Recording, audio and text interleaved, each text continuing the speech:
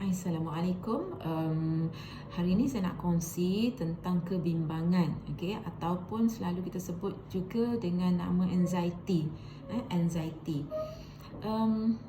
Ramai dalam kalangan kita dia sebut kebimbangan, anxiety. Mungkin ada yang faham, ada yang sekadar tahu kebimbangan sekadar surface, atau ada juga yang langsung tak tahu tetapi disebut-sebut. Contohnya dia ada terbaca simptom anxiety ni, contohnya sesak nafas,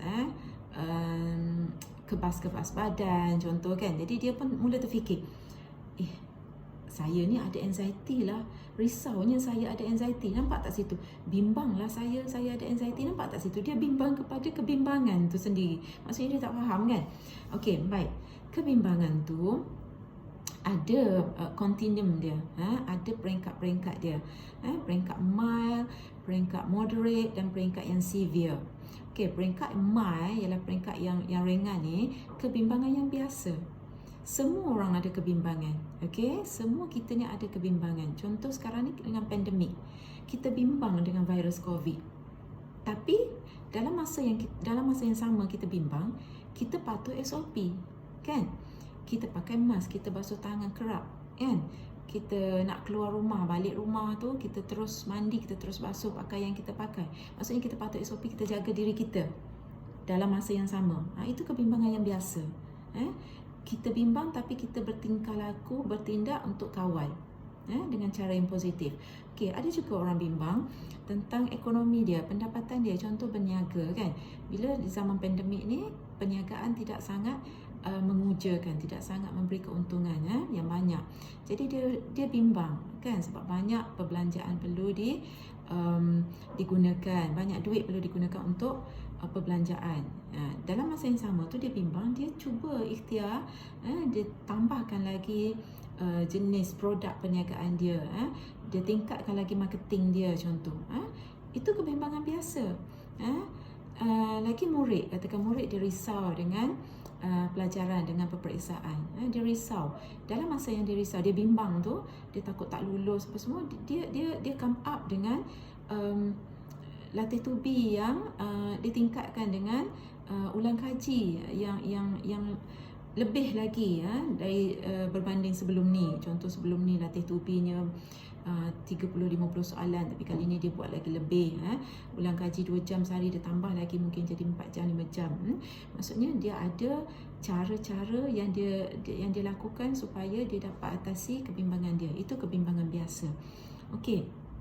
Sebenarnya kita semua ni manusia, individu ni, kita ada self control. Dalam diri kita ada self control dan kita cuba kontrol kebimbangan tu. Kita ada self control. Jadi kita cuba kontrol kebimbangan kita. Macam contoh yang saya kata tadi lah. Dia cuba kontrol kebimbangan dia, COVID, dia jaga SOP, dia patuh SOP, dia jaga diri kan. Orang yang berniaga, dia cuba tingkatkan lagi marketing dia, tambah lagi produk dia kan, menarikkan lagi presentation untuk produk dia kan. Murid pula dia tingkatkan lagi masa untuk ulang kaji, tingkatkan lagi usaha dia kan. Itu maksudnya dia ada cara, dia gunakan self control tadi. Macam mana dia nak kawal.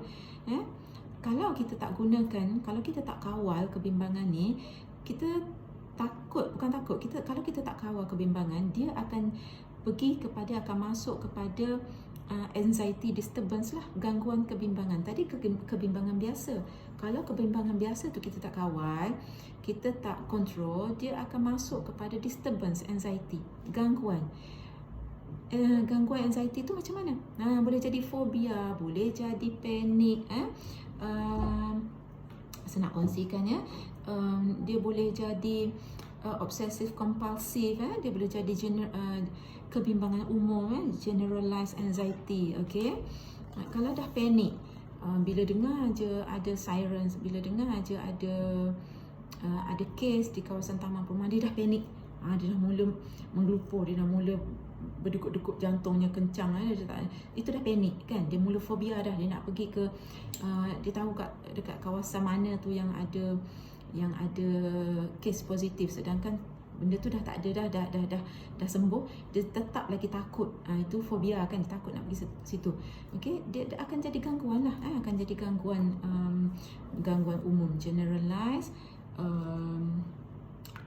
akan jadi disturbance, gangguan anxiety. Okey, dan kalau masih tidak dikontrol gangguan disturbance tadi ni, dia akan masuk kepada anxiety disorder. Yang disorder ni yang kita tak nak. Okey, yang biasa tadi kita boleh kawal supaya tak masuk disturbance. Kalau once dah masuk disturbance sikit, kita masih lagi boleh kawal, masih lagi boleh atasi.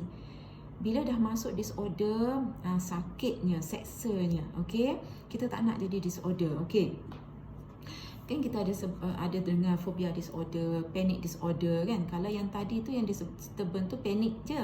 Kalau panic disorder, panic attack semua tu kan. Kalau disturbance tu dah disorder tu memang dah tahap yang menyakitkan lah, yang menyeksakan. Okey, yang tadi yang gangguan kebimbangan tadi tu, disturbance tu ialah peringkat moderate, peringkat pertengahan. Tadi saya dah sebut mild, moderate dengan severe kan. Jadi peringkat disturbance tadi ialah peringkat pertengahan. Peringkat pertengahan dan masih lagi boleh diatasi dengan cara kita guna self control kita untuk kawal. Kemudian bila dia dah pergi peringkat disorder, dia dah masuk peringkat yang severe, peringkat yang agak teruk, peringkat yang teruk.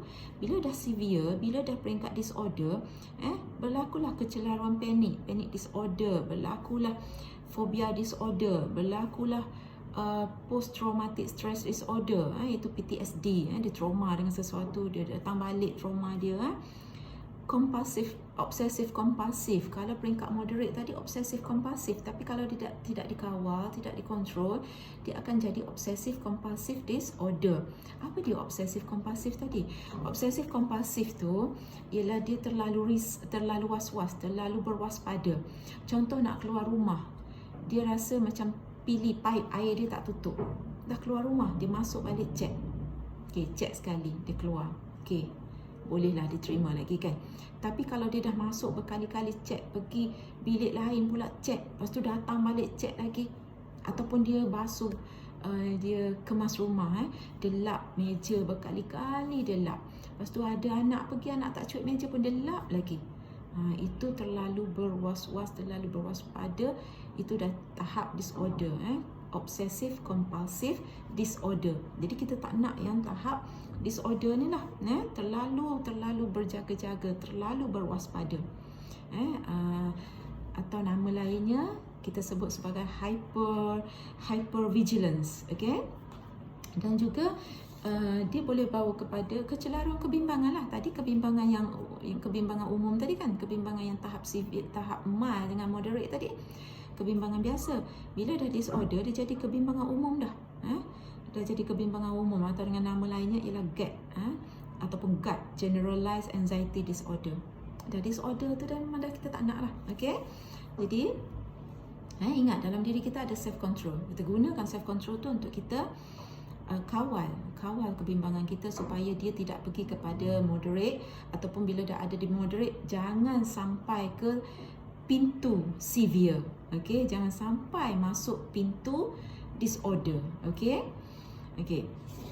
Sebenarnya tadi saya ada sebut sikit tentang gejala kan, gejala kebimbangan. Gejala kebimbangan tu kalau kita ada, kita kenal pasti pada diri kita, janganlah cepat-cepat kita judge kita ada anxiety. Mungkin bukan juga sebab anxiety, mungkin juga sebab pemakanan kita kan, ataupun sebab gaya hidup kan.